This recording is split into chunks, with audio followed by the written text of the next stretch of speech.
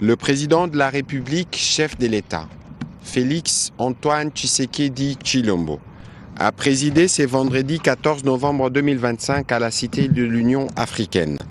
la 67e réunion ordinaire du Conseil de ministres. 5 points étaient inscrits à l'ordre du jour, à savoir 1. Communication du président de la République, chef de l'État. 2. Points d'information. 3. Approbation d'un relevé des décisions du Conseil de ministres. 4. Examen et adoption de dossiers. Et 5. Enfin, examen et adoption de textes. Bien avant de livrer sa communication aux membres du Conseil, le président de la République a tenu à féliciter chaleureusement nos 11 nationales pour la belle performance de la soirée d'hier au Maroc avec la victoire sur le Cameroun qui nous donne des perspectives pour les prochains matchs dans le cadre de la qualification de la Coupe du Monde. Il a appelé toute la nation à se mobiliser et à apporter les soutiens souhaités à nos 11 nationaux qui portent le couleur de la République démocratique du Congo en vue d'une qualification au mondial qui s'annonce. Revenons sur sa communication. Le président de la République est revenu sur sa participation à la conférence de soutien à la paix et à la prospérité dans la région de Grand Lac tenue le 30 octobre 2025 à Paris. Cette rencontre déterminante a permis de remettre la crise dramatique dans l'est de notre pays au cœur de priorités internationales et de mobiliser d'importantes ressources pour répondre à l'urgence humanitaire. Grâce à l'action résolue menée par la délégation congolaise, nos partenaires ont annoncé une enveloppe globale de 1,5 milliard d'euros destinée en priorité aux populations du Nord et du Sud Kivu.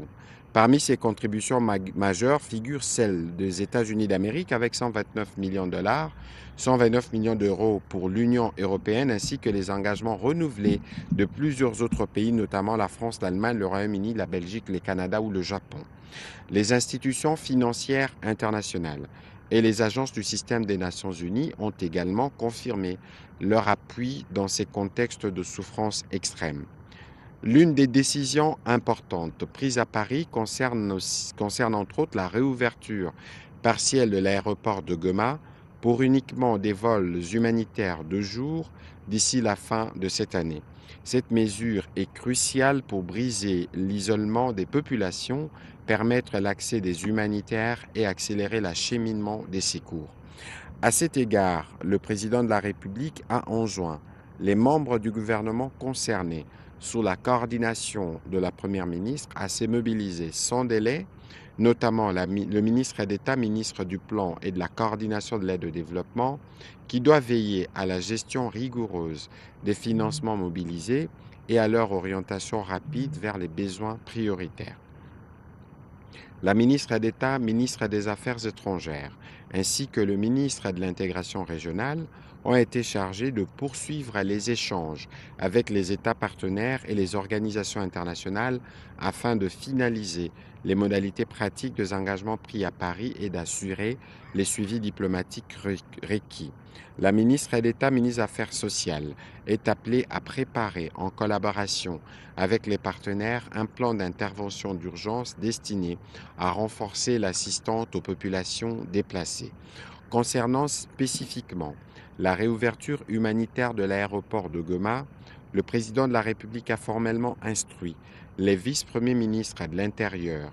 et du Transport, ainsi que celui de la Défense, de travailler de manière conjointe afin de créer les conditions sécuritaires et logistiques nécessaires. Cette coordination devra intégrer les recommandations du CICR, notamment en matière de protection des aéronefs, des circulations des humanitaires et des garanties de sécurité. Un rapport d'étape est attendu régulièrement par l'entreprise de la Première ministre sur l'état d'avancement des actions envisagées.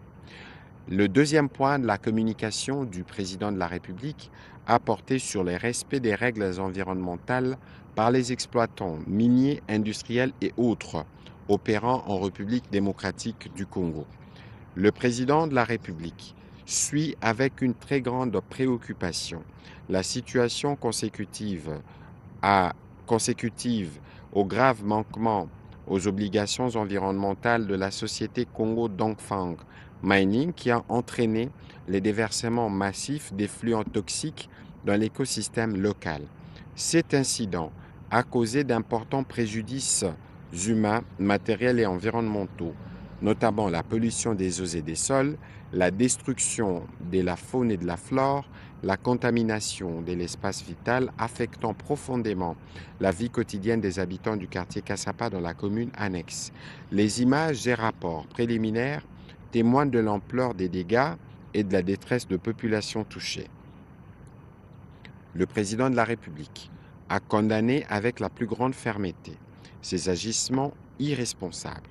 en totale violation de la législation nationale sur la protection de l'environnement et des normes régissant l'activité minière dans notre pays. Il a salué les mesures conservatoires immédiates prises par le ministère de Mines à la suite de missions tant du gouvernement que de la présidence dépêchée sur place. Il a également exigé que les responsabilités soient pleinement établies, que les auteurs répondent de leurs actes et que la réparation intégrale des dommages causés aux populations soit assurée sans délai. Le président de la République en a appelé à la vigilance de tous les opérateurs miniers, industriels et établissements assimilés opérant sur le territoire national. Le respect de règles environnementales n'est ni négociable ni accessoire. Il constitue une obligation légale, réglementaire et morale, inscrite au cœur de la vision nationale d'un développement durable, responsable et respectueux de communautés locales, a-t-il précisé. À cet effet, la ministre de l'Environnement, Développement durable et Nouvelle économie du climat,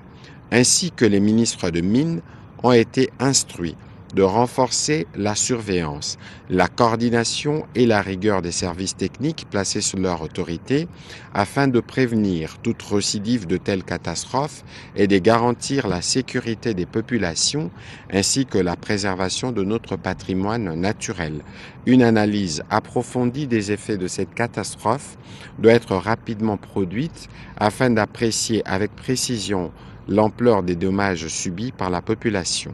Au-delà du simple constat, cette étude devra formuler des pistes de solutions concrètes et durables en faveur de populations touchées. Un rapport détaillé sur la mise en œuvre de la présente instruction est attendu dans un délai de 15 jours.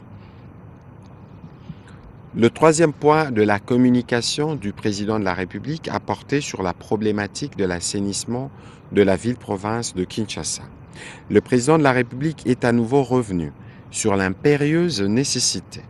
de renforcer les mesures d'assainissement dans la ville de Kinshasa. Pour une énième fois, il s'est vu dans l'obligation d'y revenir tant que la situation actuelle demeure non seulement préoccupante, mais atteint désormais un niveau profondément alarmant, voire catastrophique. Les amas d'immondices qui jonchent nos avenues, les marchés insalubres, les caniveaux obstrués et les déchets plastiques qui envahissent nos cours d'eau traduisent un manque de suivi manifeste dans la gestion de la salubrité publique. Les conséquences sont multiples et graves, notamment la pollution de l'environnement, encore la propagation des maladies hydriques. Face à cette situation qui ternit gravement l'image de notre capitale, qui met en péril la santé de nos concitoyens et compromet le fonctionnement harmonieux de la cité, le président de la République convoquera sous peu une réunion d'urgence qui réunira l'ensemble des acteurs concernés, tant au niveau du gouvernement central qu'au niveau du gouvernement provincial, ainsi que les services techniques intervenants, afin de valuer sans complaisance l'exécution de mesures déjà instruites et sur cette épineuse question et d'arrêter les cas échéants des décisions immédiates et contraignantes. Il a prévenu que toute défaillance avérée fera l'objet des sanctions exemplaires sans aucune forme d'indulgence et qu'il n'est plus question de tolérer la négligence, l'inaction, encore moins la complicité dans un domaine aussi essentiel que celui de la salubrité publique. Et à lui de préciser, chacun devra assumer pleinement ses responsabilités, car la protection de la population, la dignité de notre capitale et le respect des instructions données ne sauraient souffrir d'aucune déviation. Le droit de nos concitoyens à vivre dans un environnement sain constitue un impératif constitutionnel auquel nul ne peut se soustraire. Le président de la République entend veiller personnellement à ce que ceci soit pleinement respecté, car il en va de la responsabilité de l'État d'assurer un cadre de vie digne et sécurisé pour tous. Le dernier point de la communication du président de la République a porté sur la persistance de la déstabilisation des institutions provinciales. Le président de la République a exprimé avec la plus grande fermeté sa profonde préoccupation face à la recrudescence d'actes de déstabilisation observés au sein de plusieurs institutions provinciales de notre pays. Ces tensions, matérialisées par des motions souvent intempestives et infondées contre le gouvernement ou les assemblées provinciales, compromettent gravement la stabilité de nos entités territoriales. Au cours de sa communication à la 44e réunion du Conseil de ministres, le président de la République avait appelé à l'adoption de mesures concrètes pour contenir ces crises récurrentes. Il a salué à cet égard les efforts du gouvernement à travers le vice-premier ministre, ministre de l'Intérieur, dont l'action a notamment permis la signature d'un acte d'engagement par les présidents des assemblées provinciales, les membres de leurs bureaux respectifs ainsi que les gouverneurs de province instituant un moratoire sur les motions de défiance visant les exécutifs provinciaux. Cependant, malgré ces avancées, la situation continue de se détériorer dans plusieurs provinces. Cette dérive est inacceptable car elle sape le fonctionnement régulier de l'État et menace les aspirations légitimes de nos populations à la paix et au développement. Des informations concordantes lui parvenues font état des manœuvres de déstabilisation orchestrées depuis Kinshasa par certains leaders politiques ou autorités morales qui manipulent les élus provinciaux pour satisfaire des intérêts partisans contre les développements de la République démocratique du Congo. Le président de la République a affirmé avec gravité que cela doit cesser immédiatement. La République ne peut tolérer que des ambitions personnelles ou des calculs politiciens prennent en otage la gouvernance provinciale et au-delà le pays. Les institutions provinciales ne doivent plus être instrumentalisées comme espace de marchandage ou de pression entre acteurs politiques. En conséquence, il a chargé les vice-premiers ministres, ministres de l'Intérieur, ainsi que les services d'intelligence habilités de renforcer les mécanismes de suivi, d'alerte et de prévention afin de détecter et de neutraliser toute tentative d'ingérence ou de manipulation, et ceci sans museler tout droit ou expression démocratique. Les présidents de partis politiques et regroupements politiques ont été chargés de rappeler à l'ordre leurs membres impliqués dans ces pratiques et à veiller à une stricte discipline interne. Le président de la République a demandé aux élus provinciaux de se conformer rigoureusement à la Constitution, aux lois de la République et à l'acte d'engagement qu'ils ont librement signé. Enfin, il a mis en garde tous ceux qui s'adonneraient à l'organisation, au financement ou à l'incitation à la déstabilisation des institutions. Des mesures exemplaires seront prises à leur encontre conformément aux lois de la République. Dans la suite de la communication du président de la République, la première ministre chef du gouvernement est revenue quant à elle sur une question cruciale, notamment celle du recensement. À propos, elle a présidé le jeudi dernier la réunion de la Commission nationale du recensement, conformément aux orientations du président de la République visant l'accélération d'un deuxième recensement général de la population et de l'habitat. Cette réunion, la première depuis 2013, a permis de relancer les pilotages politiques du processus et de renforcer la coordination interinstitutionnelle. 3 points étaient à l'ordre du jour de la réunion, notamment l'état de lieu du RGPH2, la validation de la feuille de route ainsi que les options de financement. L'état des lieux du RGPH2 révèle que le processus évolue actuellement dans sa phase préparatoire, dont les réalisations majeures sont notamment la production de 84% des aires de dénombrement provisoires, la cartographie pilote menée dans 3 sites et la disponibilité des outils techniques et des applications de collecte. Concernant la feuille de route 2025-2027, les besoins financiers ont été évalués à près de 188,47 millions de dollars. Son exécution nécessite environ 30 mois. Outre les partenaires techniques et financiers dont la BAD et la Banque mondiale, sous la coordination de l'UNFPA, ont réaffirmé leur disponibilité d'accompagner ces processus, comme son pilotage a été remis sur la table par la première ministre chef du gouvernement.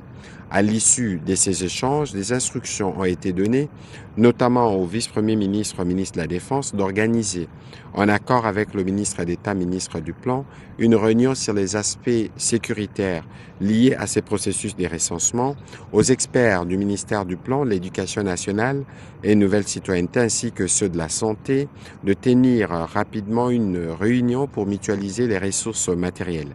Au ministre d'État, ministre du Plan, de lui transmettre pour cette fin de semaine les budgets détaillés des besoins urgents pour décembre 2025, janvier 2026, afin d'orienter efficacement la réunion d'arbitrage des dépenses prioritaires d'ici la fin de l'année avec les budgets et les finances. Sur un autre chapitre, la première ministre chef du gouvernement a abordé la question relative à la reconnaissance du génocide congolais par les structures africaines. À ces propos, la Commission africaine des droits de l'homme et des peuples, accompagnée de la société civile africaine réunie au sein du Forum des ONG, a adopté à l'issue de sa 85e session 2 résolutions affirmant la reconnaissance et la condamnation ferme des violations graves et massives des droits de l'homme et des peuples commises en République démocratique du Congo.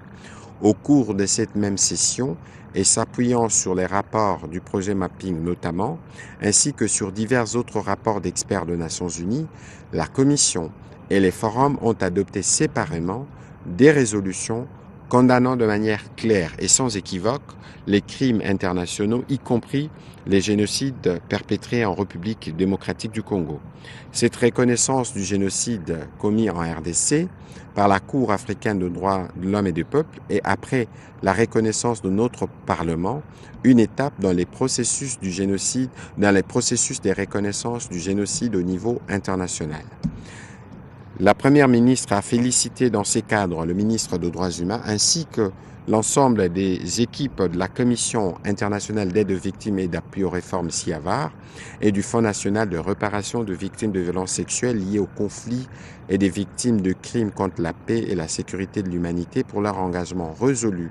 dans la mise en œuvre de l'orientation stratégique du président de la République. Cette démarche s'inscrit dans une stratégie globale et progressive des plaidoyers en faveur de la reconnaissance internationale du Génocast. Il est essentiel que ces messages soient diffusés auprès de toutes les couches de la population en mobilisant l'ensemble des canaux de communication disponibles, notamment par une vulgarisation constante afin d'assurer une sensibilisation large et continue, a conclu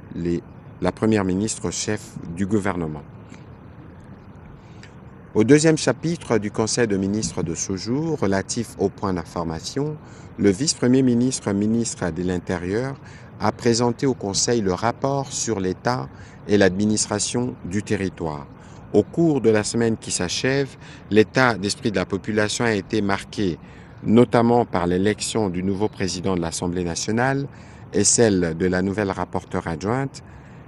la liesse suite à la victoire des Léopards face au Cameroun dans les cadres de matchs de barrage pour la qualification à la Coupe du Monde, ou encore la satisfaction à la suite de l'ordonnance prise par le président de la République annulant les actes et décisions prises par la FCM 23 dans les zones occupées, indiquant ainsi la détermination du gouvernement à restaurer l'autorité de l'État.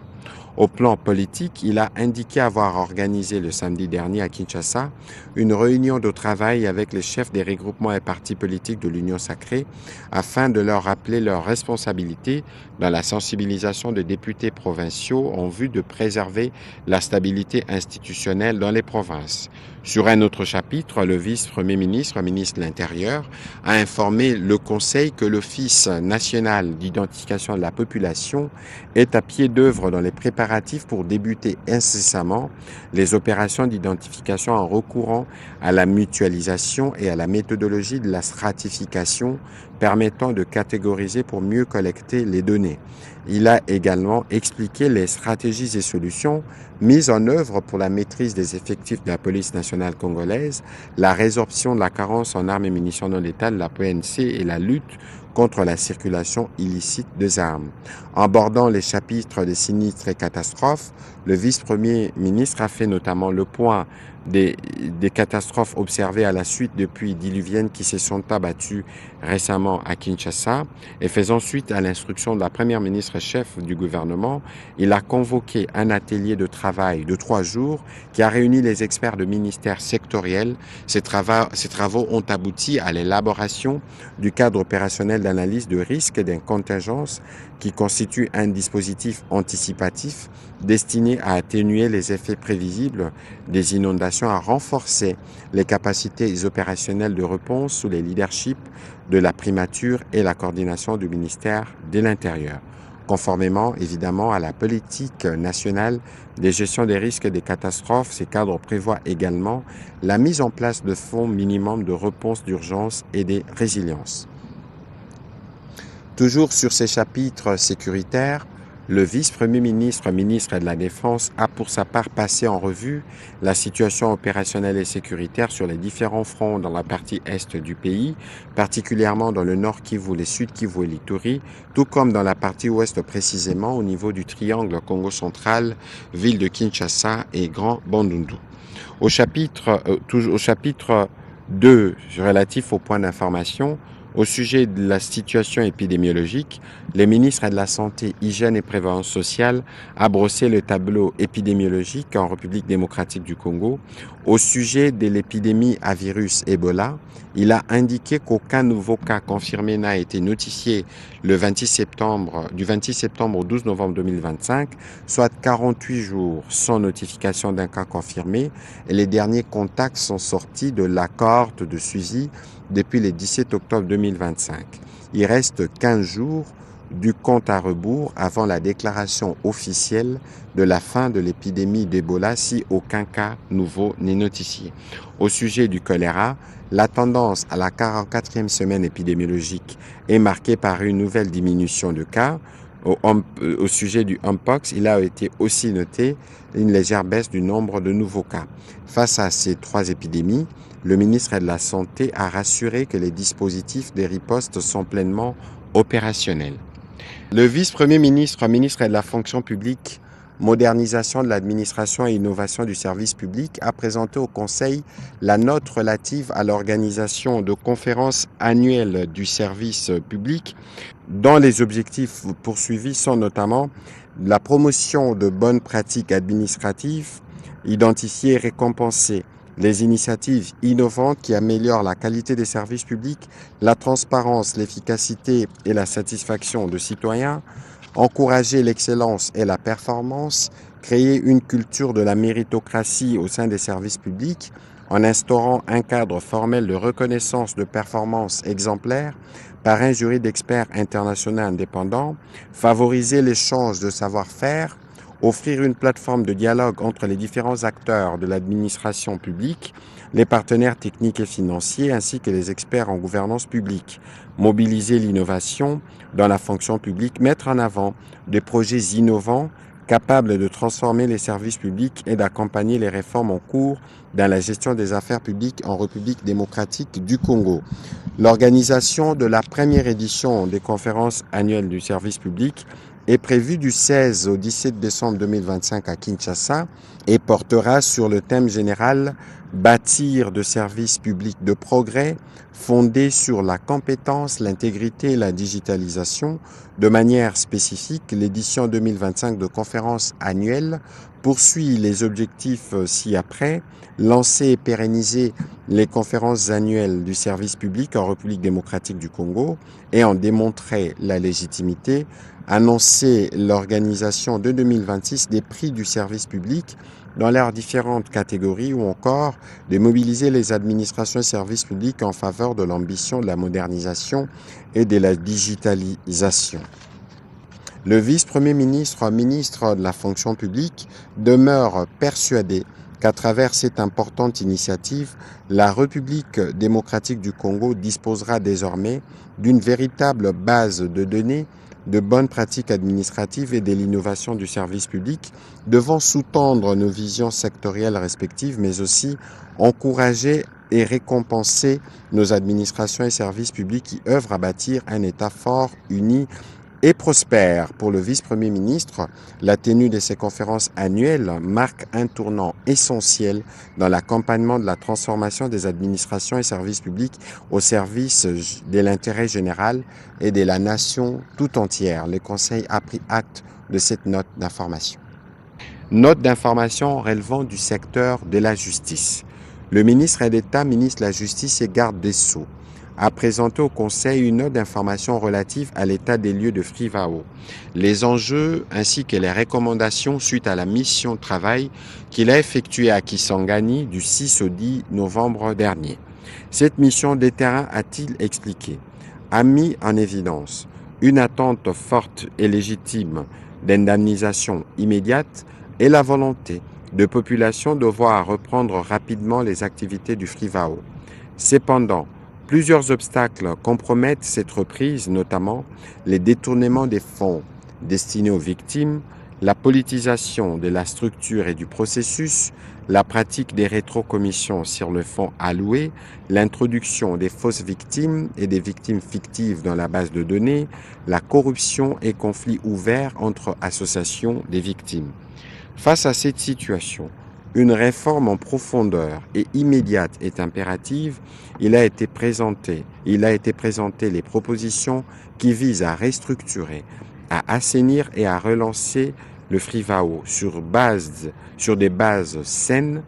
transparentes et axées sur sa mission première, la justice et la réparation pour les victimes. Ces mesures correctives prévoient notamment de diligenter un audit financier et organisationnel approfondi dans les plus brefs délais à confier à un cabinet d'audit international indépendant pour établir l'étendue des détournements, identifier les responsables et évaluer l'intégrité de la base de données. Restructurer la gestion, mettant en place une équipe de gestion intérimaire indépendante, composée des représentants de la société civile, du gouvernement, des représentants des associations des victimes et d'experts en gestion de projet pour superviser la période de transition et ainsi renforcer la gouvernance et les contrôles internes.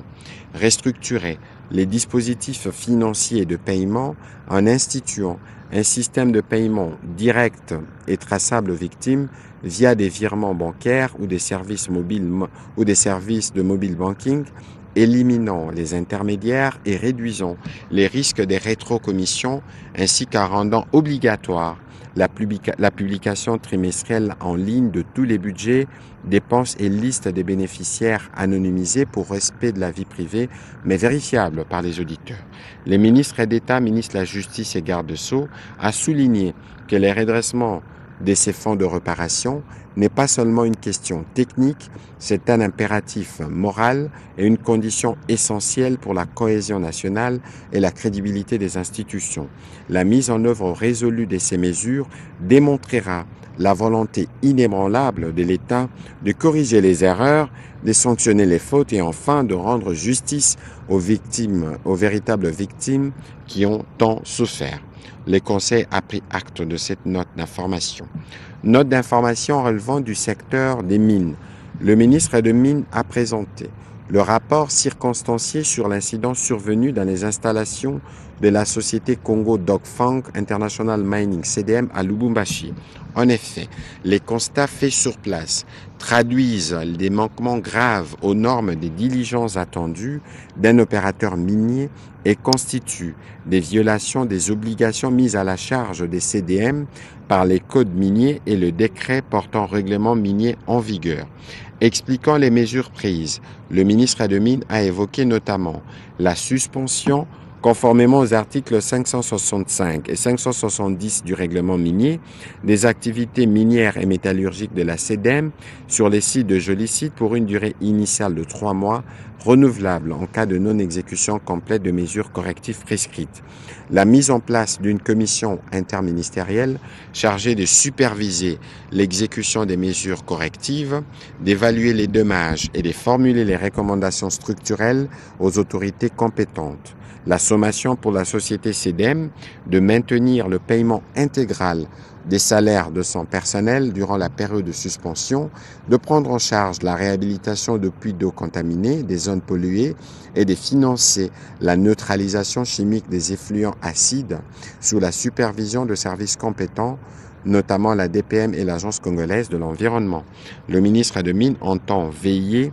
avec l'ensemble des services compétents à ce que les dommages constatés fassent l'objet des mesures de réparation appropriées à charge de CDM, que la reprise des activités sur le site concerné ne soit autorisée qu'après vérification complète de la conformité des installations et que le mécanisme de prévention et des contrôles soit renforcé sur les ouvrages miniers présentant de risques similaires.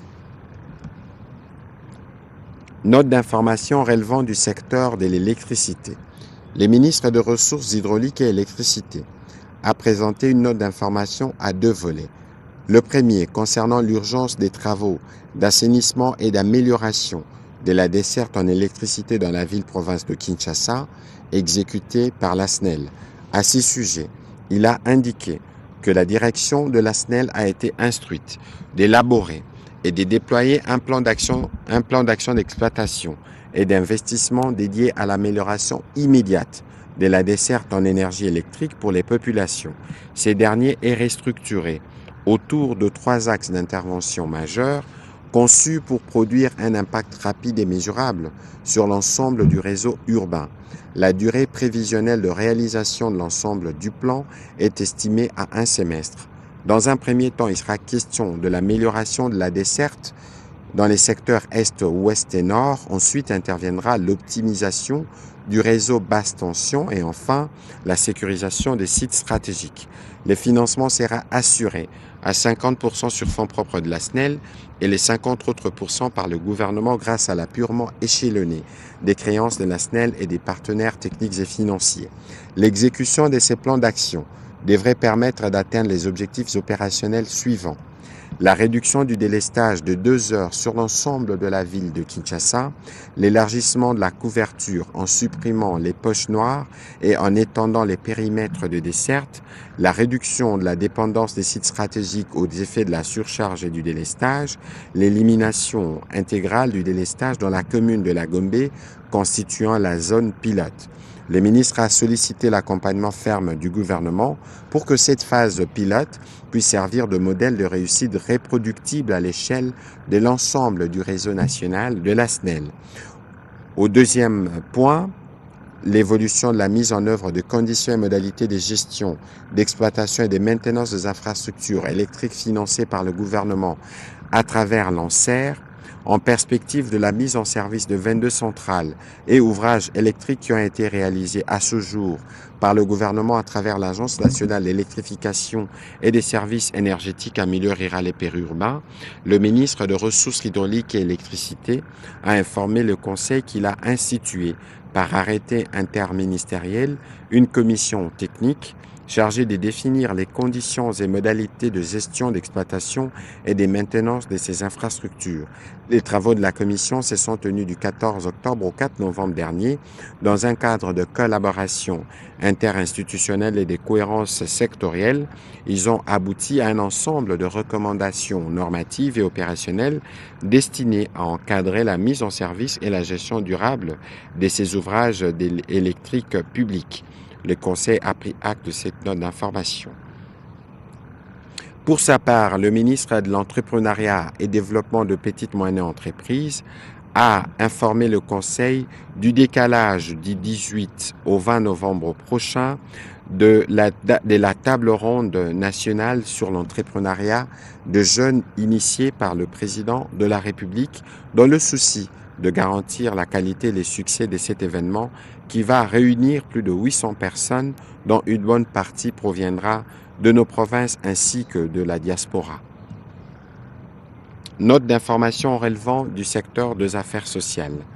La ministre déléguée près le ministre des Affaires sociales en charge de personnes vivant avec handicap a informé le Conseil de la célébration de la Journée internationale de la personne handicapée édition 2025. Évoquant le contexte de cette célébration, elle a indiqué que celle de cette année marque l'aboutissement de certaines réformes engagées par le gouvernement en rapport avec l'inclusion sociale des personnes avec handicap. Il s'agit notamment de l'adoption d'un cadre légal et réglementaire approprié à la promotion des droits des PVH et de la politique et stratégie nationale du secteur des handicaps.